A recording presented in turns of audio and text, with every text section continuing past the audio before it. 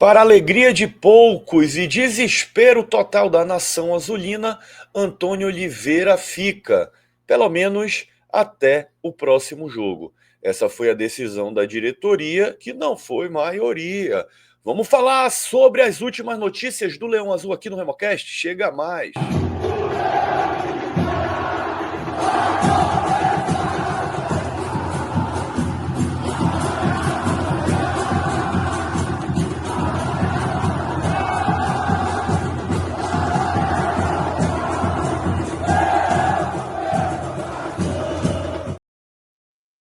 E antes da gente falar da permanência do treinador, a gente deixa sempre 3 pedidos. Se inscreve no canal do RemoCast, curte nossos conteúdos, e se você tem algum amigo remista que ainda não conhece o projeto RemoCast, manda esse link para ele fazer parte da maior comunidade de debate sobre o Clube do Remo da internet.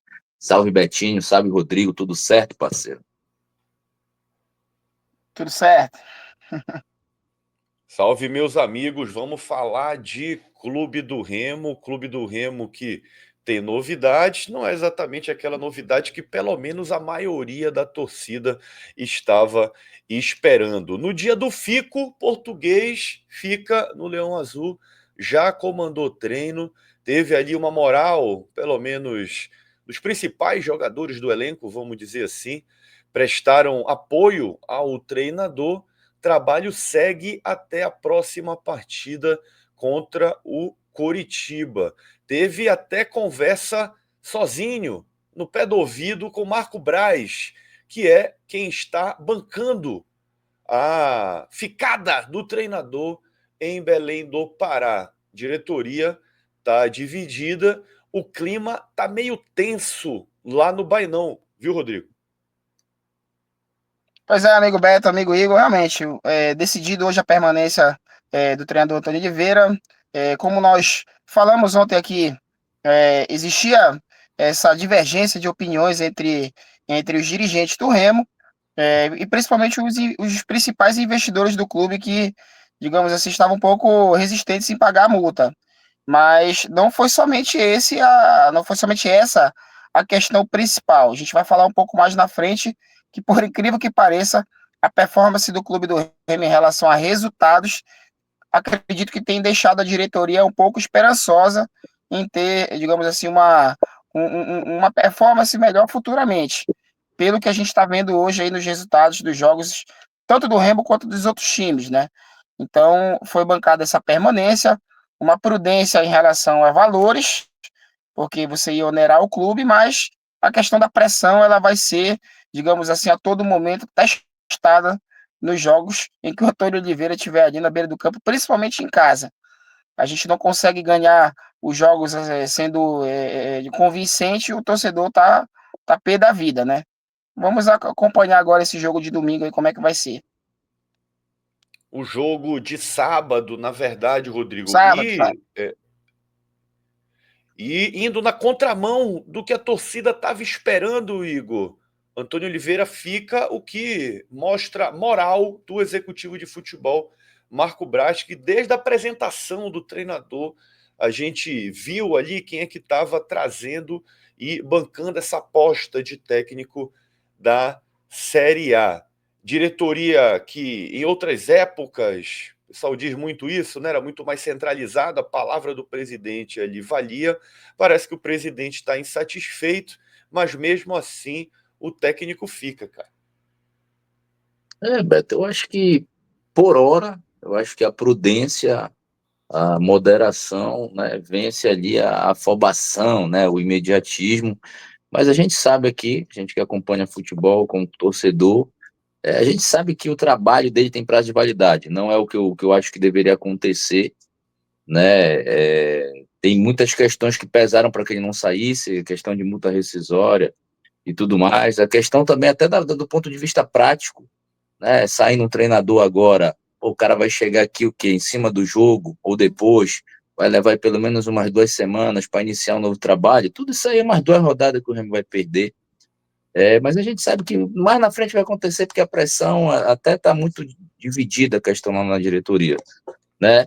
E tem o ponto que a gente vai levantar aqui, que eu acho que nem outro canal fez, né? Uma prova que o trabalho do Antônio Oliveira não é tão ruim como dizem por aí, né? E a gente vai provar, se você continuar no vídeo aí, o porquê que não é.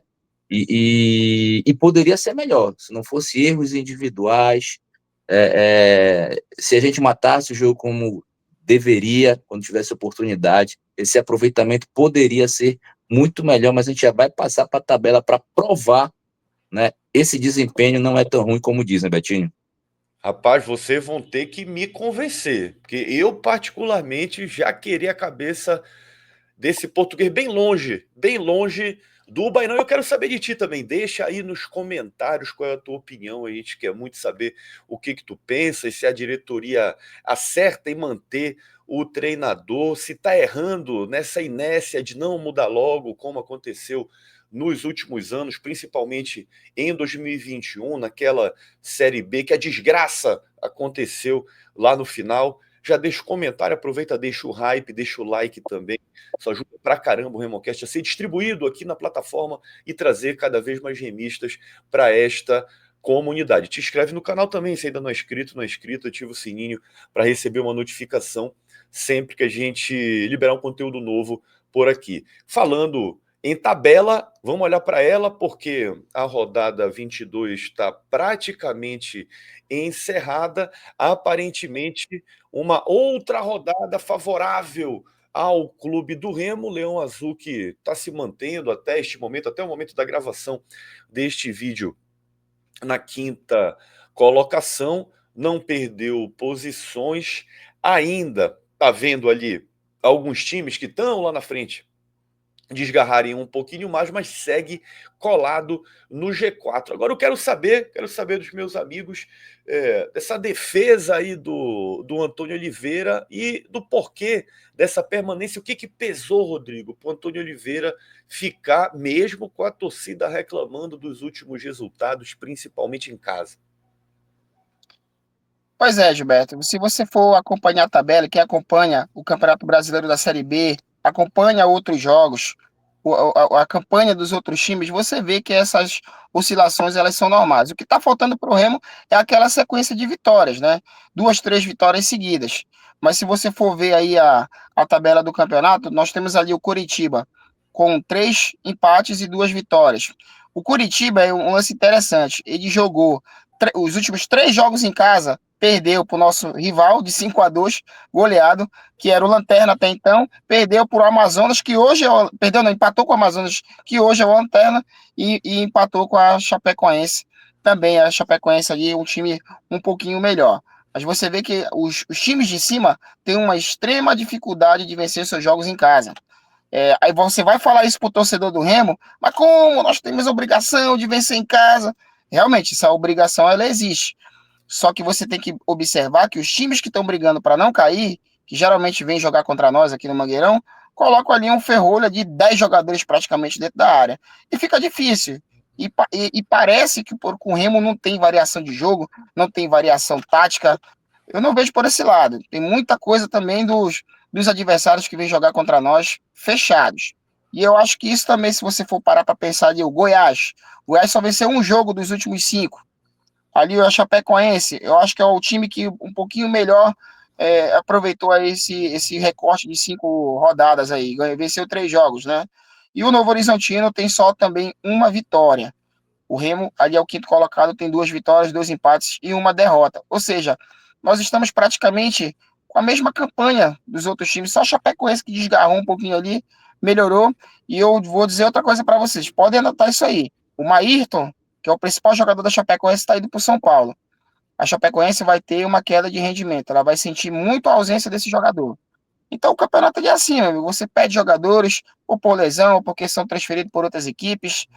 Na verdade, o que creio que o que deu mais amparo para a diretoria permanecer com o Antônio Oliveira é que não existe nenhum resultado catastrófico, por mais que a torcida ache assim, que os empates dentro de casa são catastróficos, mas acho que não existiu nenhum resultado muito discrepante que justificasse a saída do treinador. É o pensamento da diretoria, talvez não seja da maioria do torcedor, mas estou analisando a coisa com mais racionalidade. Rapaz, sabe o que me pega nessa situação do Antônio Oliveira? Se a gente for olhar, por exemplo, para a questão dos jogos em casa. Time mandante. Time que sobe, ele precisa ganhar dentro de casa. O pior mandante da Série B é Mucura, é o rival. Pior mandante da Série B. Você pegar a lista, estão lá em último lugar. Tá? Se não me engano, com 30 e poucos por cento de aproveitamento dentro de casa. O Antônio Oliveira, ele está com esse aproveitamento. Entendeu? Então, assim, se o projeto é subir, eu particularmente acho que com o Antônio Oliveira a gente não vai conseguir subir. Se manter, a gente consegue. Consegue chegar nos 45 pontos.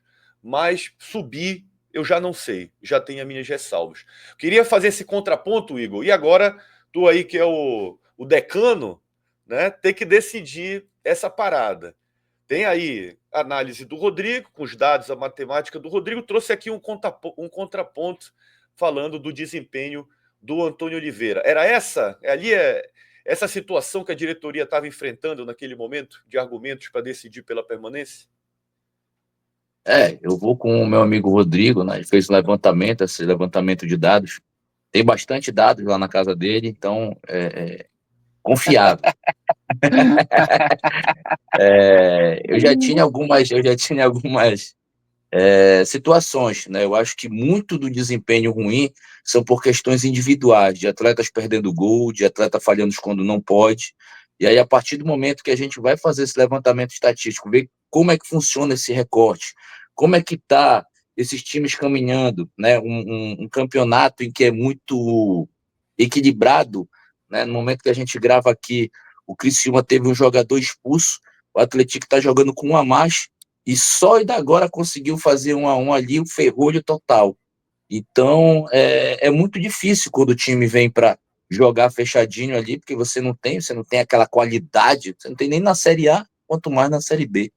Né? Então, eu acho que é totalmente injustificável, né? Pelo recorte, a gente vê que as equipes que estão no topo da tabela estão tendo o mesmo desempenho, e quando você olha para jogos individuais, você vê que muitos jogadores, perdemos muito gols, entregamos muito gols, né? Que se não tivesse sido, talvez a gente tivesse um desempenho muito superior a esses caras esses times que a gente estaria enfrentando. Então, é por isso que, no momento, eu acho até mesmo pela ponderação, pelos resultados, por tudo que aconteceu, totalmente não recomendável a saída do treinador. Né? Só para não ficar muito extenso, a gente vê, por exemplo, quando o Rodrigo Santana foi demitido.